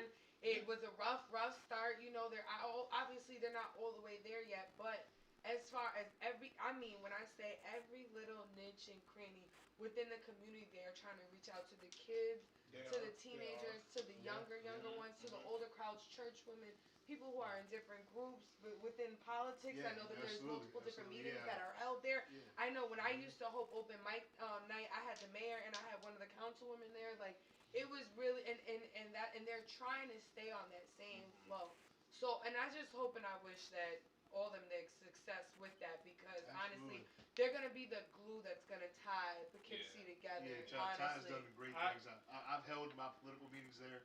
In terms of like town hall meetings, Pure was the first one to jump on and be like, yo, host it here. You know what I'm saying? So, Ty's been doing great things. I only got one but it's a balancing act for them too, because, Pure is an entertainment place. Right. So they got to balance it, be like, okay, we don't want to be too political, we don't want to be too this way, we don't want to be a 501c3, but they're doing all the right things. Yeah, I mean, my thing is I agree with all that as well. I just think, and, again, we got to end this topic. We do got to wrap it up. Now, see, I told you I always lose my train of thought. But I think it starts with financial literacy. I think we need to teach not just the youth. That should be in school. Yeah, that's something that they did not give us in high school or in college. They taught us economics in my school, but that's not it was enough. expedited. It was analyzing market trends. It wasn't saying, okay, here's how you make $1 into 10. My thing is that or stocks. We all need to learn. We're all gonna win if we learn to invest within our community and within property. Like, if we own land, you know what I'm saying? So, I know there is that crab in the bucket mentality where somebody thinks that if I teach somebody this, then they're gonna take my spot. I'm gonna lose my job because now I taught this person how to do my job and they learned how to do it better than me. Sure. But instead, we need to learn how to teach people how to invest and to grow and build. I mean, that part of teaching is an investment. Yeah. And I think if, let's say, a person that teaches you something about what you do, that creates a loyalty. Right. That creates a loyalty. Like, yo, this is my teacher. He taught me this. See, I can't go against him. People don't think like that. People don't think, oh, they're going to be loyal to me. They think that it's a competitive world. Right? Exactly. They're going to, because again, you look at corporate companies and you look at corporate companies. They look for people who is able to do 3 or 4 jobs. Right. Instead of hiring 3 or 4 people, they want that one person who's able to do 2 or 3 or 4 jobs in one. I mean, with that being said, I only got one problem with Pure. They got one door, and when it be hot in there, be hot in there. Pure, get a window. Yo, you better get a jump rooftop, into the next song and then our last topic. Wait. With that being said, is there any final thoughts, guys? Mr. Lou? Yeah, I think we covered a lot. However, it's all about supporting each other, right? Right. Absolutely.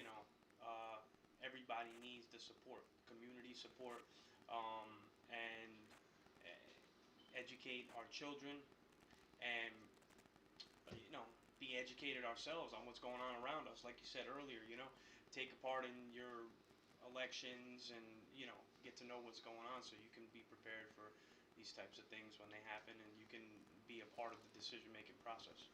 Okay, that was good. Mr. Giancarlo? Just to echo what Lou said, man, it's definitely about supporting one another. We certainly need to start doing more of that. Even if nobody supports you, keep doing what you do, even if you feel it's a calling for you. Keep doing that, and eventually people will hop on the wagon with you.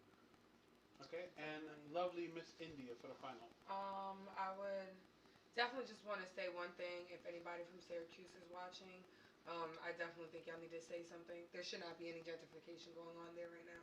They need to restore before they even do anything, because everything's broken. Within their community, within their culture, within the families, everything is broken out there. So, and I pray for y'all all the time. And home is home. Home's where the heart at. So I'm there. But as far as locally,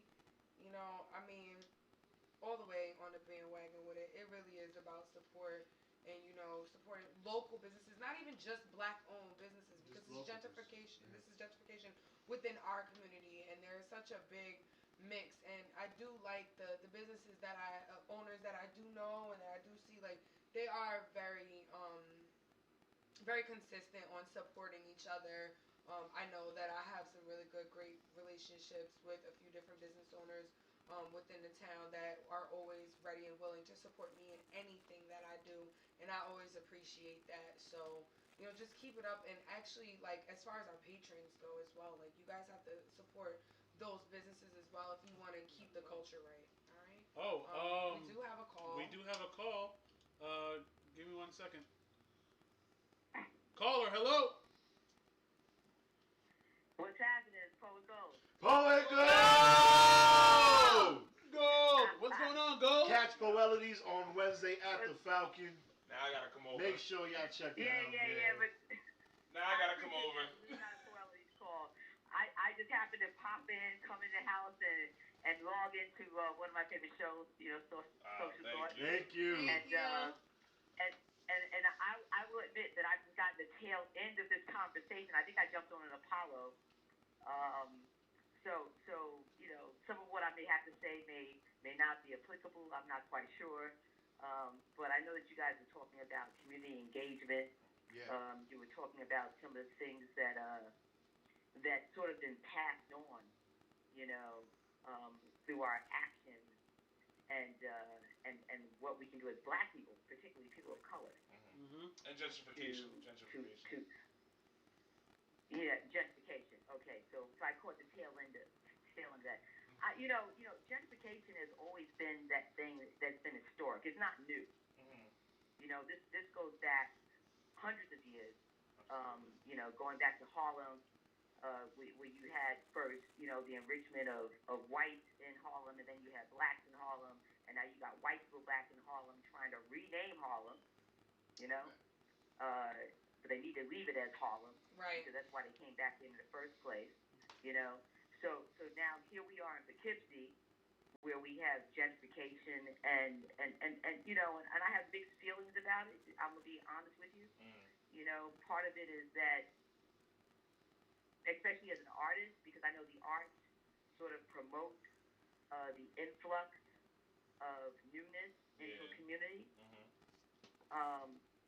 And so that part of it is real, and part of it is economics, and part of it also is about us as Black people getting off of the nail in the seat that we've been sitting on, and not being angry about someone bringing a new chair to the party. Okay. I had this conversation with my nephew the other day, who doesn't even live up here, about how sometimes we can be sitting on a seat with a nail in it, and we're comfortable with it, and we become complacent with it, and we don't do anything anything about it. We know we're sitting on a seat with a nail in it. And we kind of go, oh, well, we're just gonna move the other butt cheek, right. and it's gonna be okay. And then all of a sudden, someone brings a new chair, and then we have this resentment because there's a new chair brought to our living room or Thanksgiving dinner. Right. And we also feel like we feel like people are being better than us, and that may not be necessarily the case, but there's a trauma factor that happens with us as people of color because we've been through trauma. We've been through centuries of 100 years of trauma. Versus from dealing with slavery, dealing with incarceration. And it's recognizing that trauma to get us to the next place that we need to be. I feel like that trauma as well doesn't come with motivation at times. I feel like it just comes with just understand. It's like just understand your history, know where we came from, and just be mindful. I don't think it is. We came from this, but we overcame it, and this is what we need to do to continue building. Right, but trauma can make us, complacent at the same time, and rightfully so. Because fear is that on both parts. Fear is that us as people of color. Fear is that I often tell white people, stop apologizing to me. Right. and start dealing with your own white people. Take on your own white races. I don't need your apology anymore. I need you to sit down at the table with the person that you know is a racist as a white person and sit and have your growth with them. Have your evolution with them, and we will have our evolution with us as people of color. Right. I mean, am I making sense? I mean, you feel what I'm saying? Absolutely. On that? Yeah. Absolutely. We do got to jump to the next topic, though, Gold. Oh, really? I'm sorry. No, we love you. We really love you, Gold. First of all, Gold is one of the main people when it comes to doing things for the community. Gold is at the forefront. I've known Gold for, what, like 10 years now, Gold? 10 years. You know something's going on. If you know something's going on in the Queen City of Poughkeepsie, just know Gold's name is on it. Gold is in. Know Gold's name somewhere on She's there. in there. Even if she ain't there, her name was somewhere in there. All I know is I knew how to say Poughkeepsie right because I heard Gold's poem. It was like Poughkeepsie, my Kipsy. And I was like, yep. Poughkeepsie. I got it. But you guys go on to your next topic, and maybe one day we'll be for lunch. Yes. Absolutely. And we can all chop it up. We can all chop it up. I love it. I'm down for that. I miss you, Gold. Sushi and sake. I caught the end of this, and I apologize for calling in at the end. But it hit a nerve. I was like, oh, I gotta call in. We love it. Thank you so much. Don't apologize. Gold put me on the edamames. I didn't know what edamames was until Gold put me on. Sake and sushi, man. That's what we doing with Gold. That'd be a great show name. But you guys keep doing what you're doing, and you're doing a great job, and I love you all. Thank you. We love you too. Thank you so much. Thank you so much, Gold. Yeah. Peace. Peace. All right. That was the teacher right there. Word. That was the mentor right Words there. of wisdom like nobody's Absolutely. business. All right, so that is all we have for gentrification with my lovely panel. Heck yeah. The panel. Heck yeah. I don't know why John Carl took that big of a breath. So our final topic. I'm fat, man. It's okay. Big belly boys. Yeah. You gotta get on that wave. I'm on the wave. You gotta be on the wave. Big belly boy is not even big belly boy wave. Yeah, it's just big. We know it's Big Belly Squad now. I got you. So the next topic that we have coming about is gonna be royal trouble. So apparently we don't give the whole thing away. No, I'm not. Shut up and let me finish. There's trouble in the royal family. Yep, and we're gonna talk about it right after this music break. There's no loyalty in royalty. At 19 minutes? Yep, at 19 minutes we're taking a music break, and we are now playing Buddha the Great.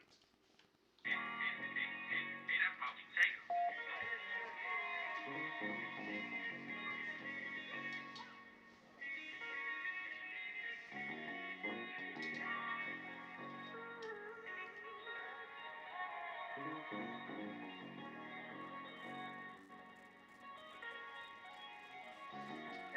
I do, you know I do it for the set. The homies on go. They ain't triple threat. You got to run it up, set. You won't need to sweat. I'ma live my life every day with no regret. My homie in the hood, they ain't never left. Ain't trying to catch feelings, trying to catch a jet. Got the real ones, can't see the sunset. I'ma live my life every day with no regret. In my projects, a lot of shit get processed. The streets made me monster like a Loch Ness. And them hustle Pyrex used to make our eyes stretch. I spit a little game just to get her thighs wet. Whatever you like to do, then you should try it. You only live once, I live and die by it. I lost a couple fake ones, I got my vibe back. And now I'm self-esteemed like a iPad. See, I took my dreams and I magnified that. And then I took my energy and amplified that. They talking about a train, but I'm on the right track. And now your boy's back. Mike Jack. And my flow so cold, think I need an ice pack. The shit I'm going through got me like I might snap. Then I hit the booth like, where the mic at? I could be having a bad day, and it bring me right back. Everything I do, you know I do it for the set. The homies on go. They ain't triple threat. You got to run it up, set. You won't need to sweat. I'ma live my life every day with no regret. My homie in the hood, they ain't never left. Ain't trying to catch feelings, trying to catch a jet. Got the real ones, can't see the sunset. I'ma live my life every day with no regret. That body on the set, fit up in the prospect. Where I come from, we tryna dodge death. Now lives like a cat, don't know how many we got left. I wake up every day thinking that I got breath. They gave my brother 20, it's just a hot mess. These past 2 years I feel like I'm not slept. He issued me some mail and you know I got that. They wanted me to fail, but shit I bounce back. I'm the hottest in the city, I wouldn't doubt that. Go and take my stats, you can count that. And they start asking questions, I don't know about that. They coming for my cheese, so we setting mouse traps. They try to find my lane, GPS reroute that. And if they won't be, then we out back. Real talk, no cap, with no flex. And the last thing left is to free my flex smoke. Everything I do, you know I do it for the set. The homies on go. They ain't triple threat. You got to run it up, set. You won't need to sweat. I'ma live my life every day with no regret. My homie in the hood, they ain't never left. Ain't trying to catch feelings, trying to catch a jet. Got the real ones, can't see the sunset.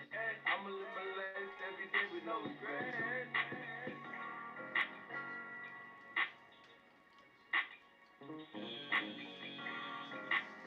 We're back. You gonna join for this last one, King Apollo?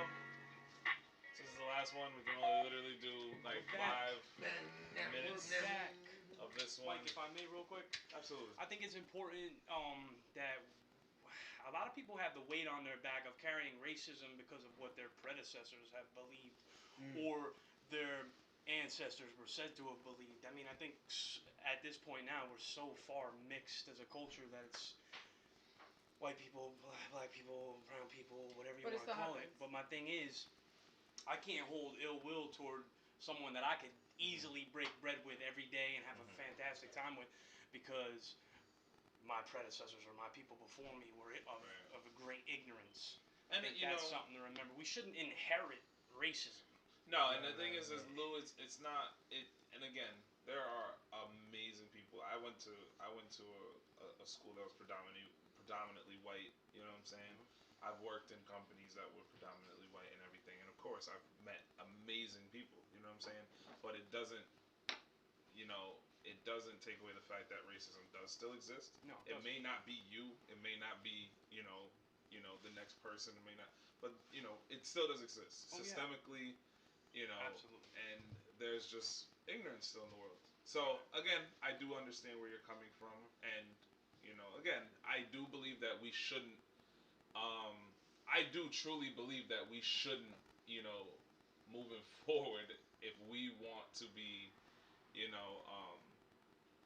just within ourselves, hold any grudges against anyone particularly, unless they come at us a certain type of way.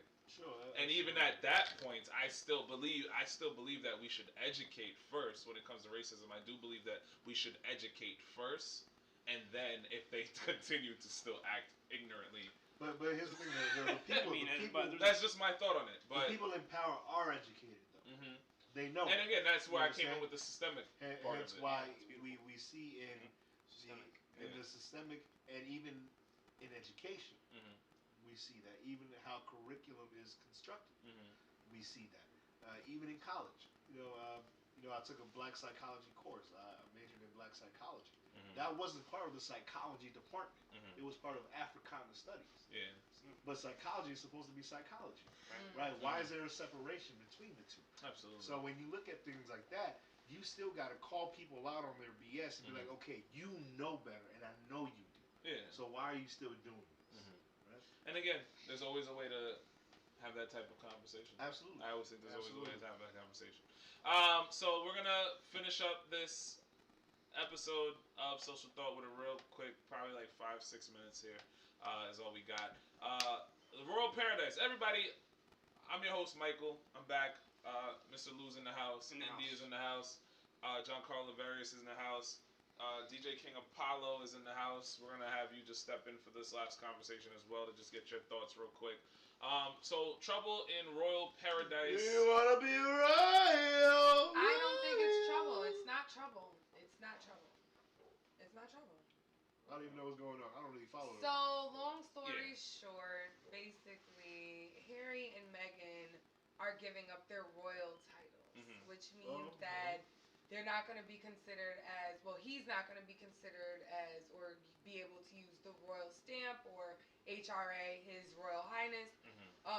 He will be, no longer be receiving funds, the royal funds, which come from tax dollars and come from basically, from the royal government. So, I'm not mad at from royalty to Commonwealth. He's one. No, like he's still the Dutch, and they're still the Duke and the Duchess of Sussex. It's just that now it's just not. I think actually they're giving up those titles entirely. No, no. I'm pretty sure they are. It's not that whole title. Nope, they're still going to be considered the Duke and the Duchess. It's just their royal. It's so. So they're not going to be. They're no that. longer working members of the royal family. Yeah. But they're not giving up like their titles. Like he's still going to be. You're born into that. Yeah, you're born into that. You can. Then you marry into that. They can't give that up. They're not going to be, like it says, working members. So they're not going to be receiving those funds. They're not going to be, sitting there working with them, talking to them. They want to live regular lives, basically. Which I don't blame them. Look at this. Under the agreement announced Saturday, Harry and Meghan will also pay back £2.4 million, which is about $3 million of British taxpayers' money used to renovate their home. Yep. Wow. Yeah. CNN, Dakin and Dawn. I mean, the British, the UK, they have been literally, gradually but slowly demonizing Meghan like this whole freaking time. But I heard Meghan is a big B word, man. From what I hear, from what you've heard, sounds like the royal talking family to her people crazy. Given the royal She's stiff. tired. And the royalty has gotten to her head. Right? No, I don't think that's. I heard that. I've been watching a lot of documentaries recently. I watched the one on CNN, and the thing is that the royal family is very, very traditional. Oh yeah, no, and definitely. From the beginning of when they started dating, they weren't a big fan of Meghan because of her being black. Yeah, because of her background and everything, and they were also because they love Prince Harry so much, the royal family, they tried to do everything to become so modernized, and as you can see, even Prince, is it William? William's the brother? Yeah, the older one. Yeah.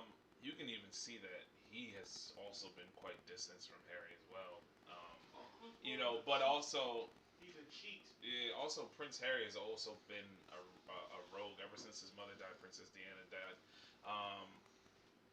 He's always kind of been, hit. Anti-paparazzi. Yeah. I would too if the story was that my mom got ridden off a road by paparazzi. His trauma from that and his response to that was he became a bad boy. You know what I'm saying? He was caught drinking, smoking, partying, all that. He joined the military, all that. You know what I'm saying? He went through a lot of transition after his mother passed away. He was dating somebody for a while, and once he got into the military, that kind of dissolved. And then that's when him and Meghan started meeting. started going on blind. They met on a blind date. On top of that, Megan Wow. and yeah, this one. Okay. yeah, and from there, that's when they started dating. So again, the queen tried to be more modern with the way she saw or she viewed Meghan and how this relationship was unfolding, and it just never worked out. It just never worked out. They're just not a big fan of her, because but this is their own personal choice. yeah, this was a personal thing. But Megan also knew what she was getting into. You know what I'm Yeah. saying? Let's not think that she's ignorant. Like, she didn't know she was marrying a prince. Yeah. And to understand that there are certain rules you gotta follow as Can't a help princess. can't help who you love though. Why is it Understand? always resulting I feel out like to it's Megan something though? else went on.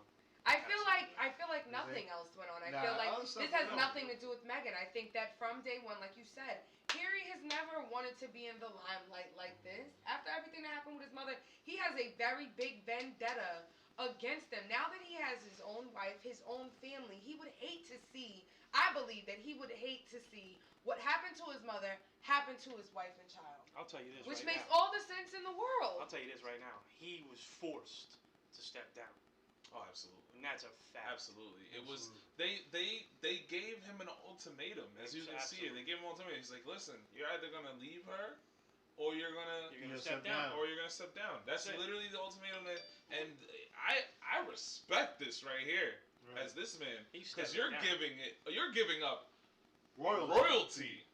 You know what I'm saying? For the woman you love. Right. So that's real. Which is crazy. So ain't nobody got no excuses. I wouldn't do that. We don't got excuses no more. I wouldn't do that. Wait, what? We don't But got y'all excuses. are I'm thinking about divorcing. something, but he posted this months ago. I'm divorcing. That this was something that he was interested in. And they sat down for months and months at a time discussing this because this is something that does not get done. And Especially obviously not they're somebody robbing as the high people. in caliber as him. I mean, they just blatantly stated that they're robbing the people.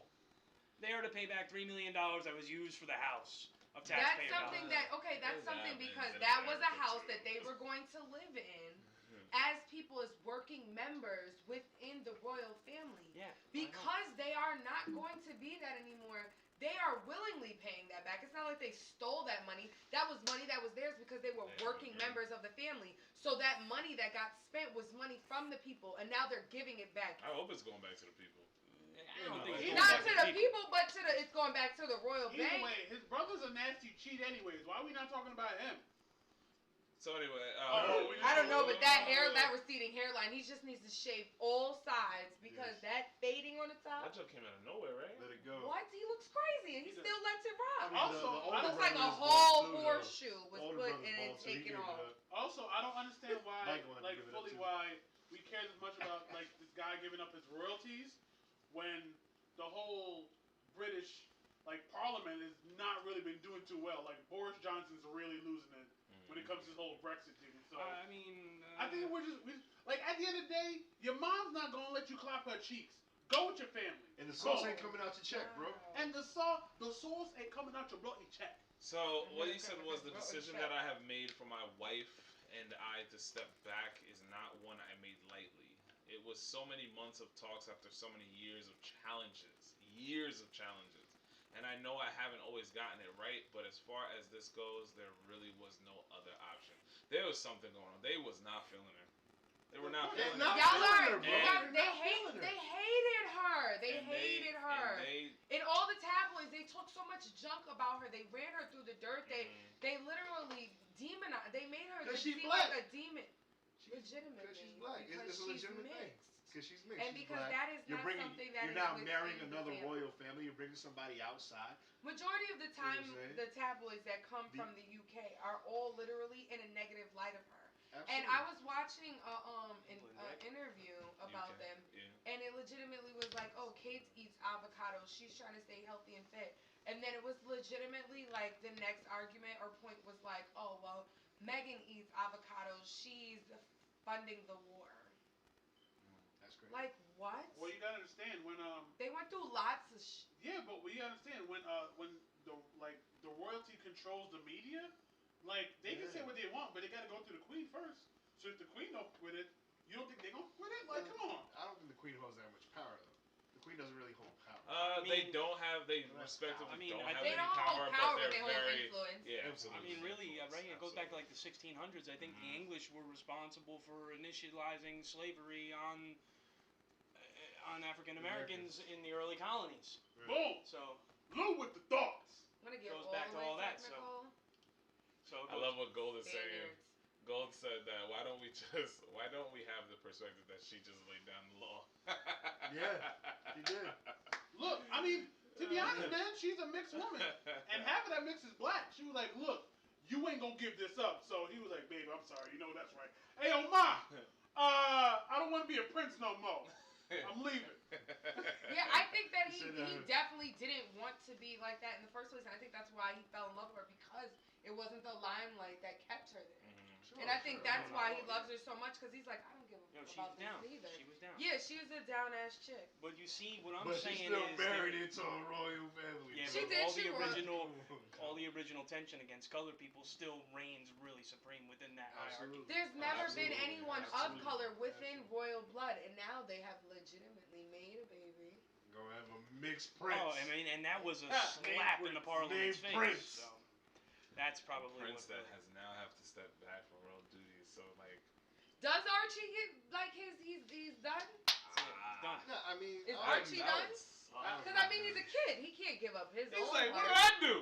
We got coming out. Like the royal crib. He still gets his royal title. He's still gonna get that royal security, but I don't think so. No, he does. So. Listen, believe me, I did my research on it. They do. They get all of that. They don't get the money.